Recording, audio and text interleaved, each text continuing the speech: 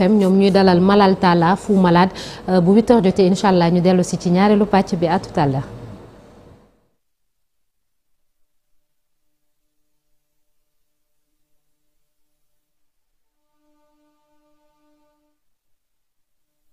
En même temps diw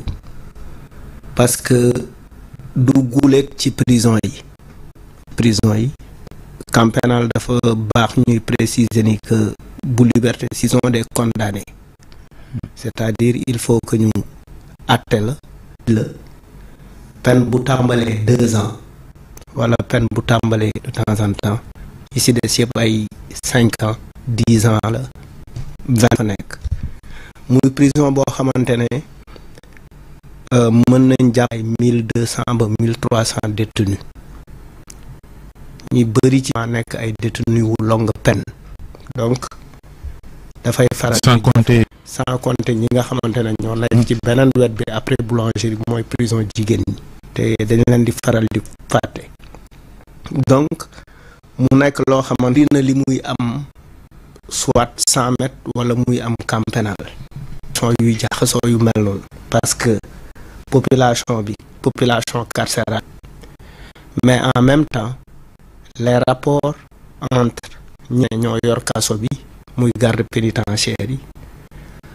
di administration pénitentiaire ak ñi nekk ci kaso bi souvent seeni rapport du neex parce que tëj la peine bu yàgg nga toog di xaar conditions yi demewul noonu finalement pour man rapport yi dañ ko war a xoolaat bu baax a baax parce que problème bi fa la nekk li indi problème bi mooy fuy terewu ko loi terewul fuy am nañu droit am fouiller mais qu'est-ce qu'on cherche on cherche des téléphones qui a la responsabilité de sécuriser la prison ba luñ fay tere waru fa dugg les gardes pénitentiaires s'il y a un problème c'est véritablement à ce niveau la ñu war a xool problème bi encore il nga jàpp ne dafa am complicité non parce que prison ñi fa nekk amuñu tànk duñu génn ci période tëj foofu lañu yem donc bu amee lu dugg ci kaso bi ak dugal xëy na prisonniers yi am nañ seeni pexe mais bu ni pexe di sotti dafa fekk aussi mën nañ njort ni am na complicité donc parce que moment bi ngay fouiller moment boobu ci Facebook ce qui veut dire que en fait même ta fouille n'est pas conséquente mooy fouille bi ngay def yaa ngi fouiller mais les gens continuent di wax ni li fa am dañ koy ñaawlu bu baax a baax a baax a baax. léegi administration pénitentiaire génne na communiqué bon c'est la version de l'administration pénitentiaire contre celle des prisonniers ndax prisonniers yi amuñu ku leen defal communiqué ñoom it te communiqué bi boo ko xoolee lépp dañ ko wékk prisonniers yi est-ce que c'est pas un raccourci ndax li ñu gis ci biir kaso bi bu prisonniers yi tooñee itam anam yi gars yi nekkee ci biir kaso bi yéeme na. d'abord prisonnier li ci jiitu mooy dañuy jàpp ni nit la surtout ki ñu tëj ñaari xeetu prisonnier ñoo am dafa am le prévenu ki nga xamante ne mandat dépôt dafay toog di xaar. atteeguñu ko ñu ngi 100 mètres wala nekk ci yeneeni prison ak ki nga xamante ne dañ koo àtte ba pare tëj ko kooku jàpp nañ ni moom mi ngi ci biir prison bi donc am na loo xamante ne lu bari il n'a pas cette possibilité donc administration pénitentiaire communiqué la génne prisonniers yi aussi réseaux sociaux yi ñooy seen communiqué parce que li ñu am comme possibilité mooy filmer parce que bu ñu demee ba ragal lu ñu filmer ci biir situation bi mooy effectivement situation bi compliqué na parce que le détenu li ci war a jiitu mooy connaître son droit et respecter son droit il a un droit il a fait des fautes kii rey na kii sàcc na kii violé na kii def na lu mu warta def kii tooñ na kii saaga na kii def na diffamation tëj nañ ko mais maintenant dafa am droit yooyu nag lañ war a respecter et quand ces droits ne sont pas respectés finalement dafay indi situation yu mel nii donc et puis situation yi dafa commencer récurrente te période bi mu xew mooy période bi nga xamante ne fekk na administration pénitentiaire di wax ni ñoom dañu bëgg ki jiite ki war a jiite administration bokk ci ñoom. À chaque fois que ça a été... Ce qui est fait maintenant. Oui, à chaque fois que ça a été un gendarme, ils l'ont crié haut et fort, hein, ils l'ont dénoncé en disant qu'ils ne veulent pas. Il faut que la personne fasse partie de leur corps parce que ñoom la ñu formé, ñoom ñoo xam, etc. C'est légitime. Ils ont une école, ils ont des gradés. Non, je ne dis pas le contraire. Mais, qu'est-ce qui explique que tout de suite, ñoom lañ ko jox et aujourd'hui, matul 1 mois, 2 mois, on vit cette situation. Oui, mais gendarmerie yoroon nañ ko aussi mutinerie di am ci kaso yi. Oui, je suis d'accord. Je suis d'accord. Je veux dire qu'en fait, mënuñu ko teg foofu ni effectivement ñoom ñoo mën a régler problème bi. Ah, d'accord. Mënuñu teg ni effectivement l'exclusivité des questions liées à la prison, effectivement, c'est peut-être l'administration pénitentiaire moo ko mën a régler. Donc, loolu lu ñu war a xoolaat la situation bi dafa situation Babacar c'est une situation bi nga xamante ne pour man il faut que ñu jël suñuy responsabilité muy au niveau de l'administration pénitentiaire au niveau de toutes les personnes qui travaillent au niveau de la justice ñu situer les responsabilités pour que effectivement lu mel ni bañ a mën a ñëwaat parce que imaginons que mutinerie bi amoon buntu prison yi parce que ñu ngi ci période aussi également où beaucoup de gardes pénitentiaires effectivement étaient partis dem defi tabaski donc effectif bi war a nekk foofu population carcérale est-ce que mën nañ téye véritablement population carcérale bi donc mënuñu gëm ni sax que les prisonniers avaient voulu profiter de cette situation effectivement pour dire que opportunité la est-ce que duñu évadé wu. Mais en même temps dégg nañ seen yenn revendication fondées ou pas nee ñu lu ci mel ni tabaski bi seen yàpp yeeg gaa yooyu la ñu war a jëfandikoo garde yi dañ koy éco duñ ci jot et cetera xëy na li xew démb c'est juste une étincelle boo xam ni moo taal mer goo xam ni gaa yi ñi ngi loloo woon ak moom lu yàgg. non xam nga d'abord fuy donte droit donte lu war a nekk la ci kaso parce que kaso dañ koy fouiller c'est prévu. mais dafa am nuñ koy defee yéen a ngi foofu yéen lañ dénk prison bi il y a plus de 1000 détenus yu nekk ci biir kaso bi ñii 20 ans lañ leen tëj ñii 15 ans vous êtes appelés à cohabiter ensemble il faut que ngeen créer ay rapport de bon voisinage li ci jiitu mooy ñëw naa di la fouiller mais ci li nga wax dégg naa ko c'est-à-dire ay prisonniers yi ils avaient seeni parents indil noonu amuñu woon problème ak fuy bi mais seeni parents indiloon nañ leen ay bool yoo xamante ne pour tabaski bi la bi gars yi apparemment bi gars yi ñëwee di fouiller ils ont commencé jaxase foofu yëpp quoi parce que une fouille c'est toujours comme ça quoi alors que nit ñi war nañ mën a am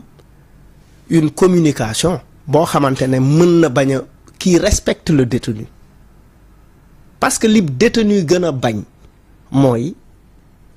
fouille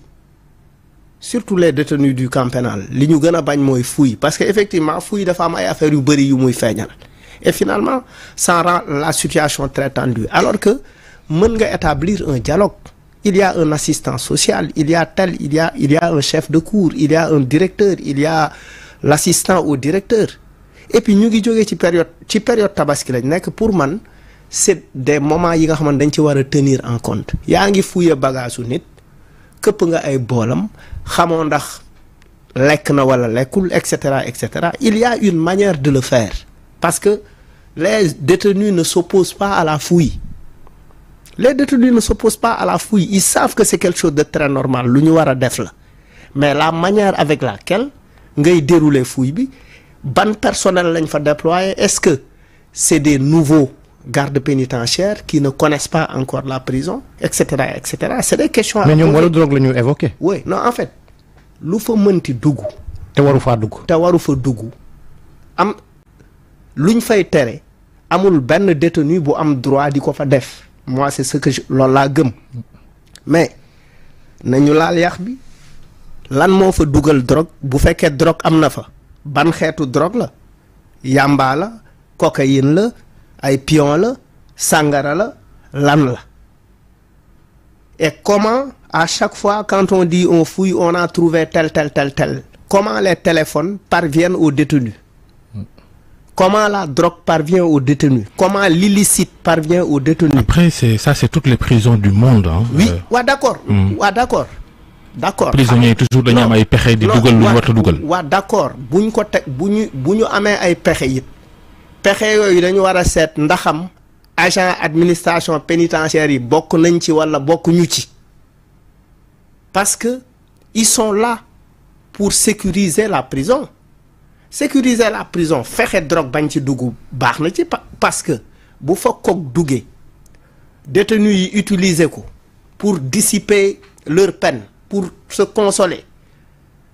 mën na fa indi ay xeex wala mën na indi overdose ay nit dee fa la responsabilité incombe à prisonniers yi amuñ droit dugal affaire yi foofu. waaw non Babacar oui d'accord nañ amuñu droit dugal yi foofu mais naka lañ ko fa dugalee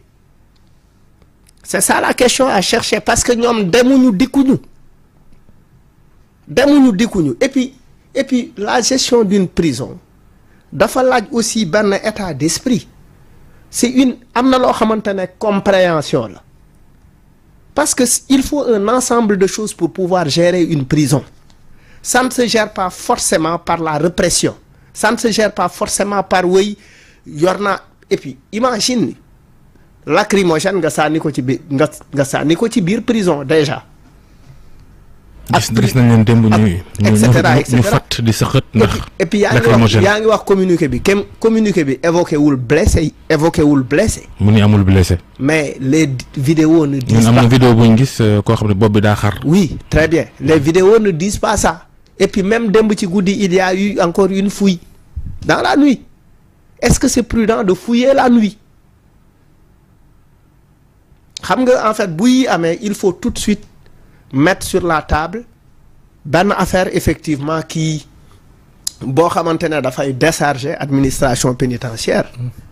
il faut trouver le motif mais le motif boo koy teg na fekk mu nekk le vrai motif il faut revoir les relations parce que justement revoir relation yooyu parce que bu demee sax ba ñu njort ay ab complicité daa fekk ni miinante am est-ce que pour éviter des choses pareilles waruñu itam bañ fay bàyyi ñi nga xam ne moo ñoo di agent pénitentiaire yi ñu yàgg foofu noonu chaque fois ñu leen di ventiler. oui tout est question d'organisation tout est question de wéy